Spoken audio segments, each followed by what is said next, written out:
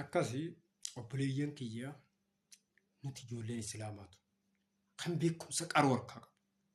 jarriin hin beeyne yaa obboleessa kiyya jarri gaafa isiin dheengadda qullaa deemtu sanoo hafanadhu jechuun beeyne isiin ka islaamaa yeroo tattaafattan kan yeroo duuti arran ta'in ta'uu beeytan eenyu isiin ifajjeefteefis eenyuun hafees dogoggoreen irra jiru kabeeytan waamichilleen kanan ta'u obbolummalleen tanan taatu carqawmu tanarraa soorannee bakka hedduu jira iflaalaa deema iflaalaa deema saba tokko eefoon tokko haa ta'u garuu wallaala isaanii dhaaluu jaama isaan sanillee wallaala keessaa akkatti fidan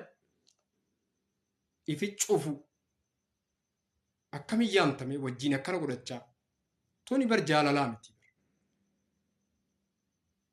guuza kanaa ta'uun jaalalaa miti bar akhi namni ni du'a abbaan fedhii fajjeesa abbaan fedhii du'a miidhaa nama tokkootu dalagetaa gayaadha maraatu jarri sun maraate maraachuuf yoo deemtan malee suuta deema iflaalaa deema ijoolleen teenya tawaa karaa miidiyaa hawaasaa kanaan oriitan hawaasaaf jaalachiifnettanii rabbiitu fedhii isaatiin ol isin baase malee namni waa takka waan isin baase hin qabu amani jaalattus jibbitus kufuun keenafu yoo namaan na baasetti amante nama ati jaalachuu qabda gaarii jaalachuu ni qabda malee akkasi qooda diin keessi wallaalchisu keessa galuun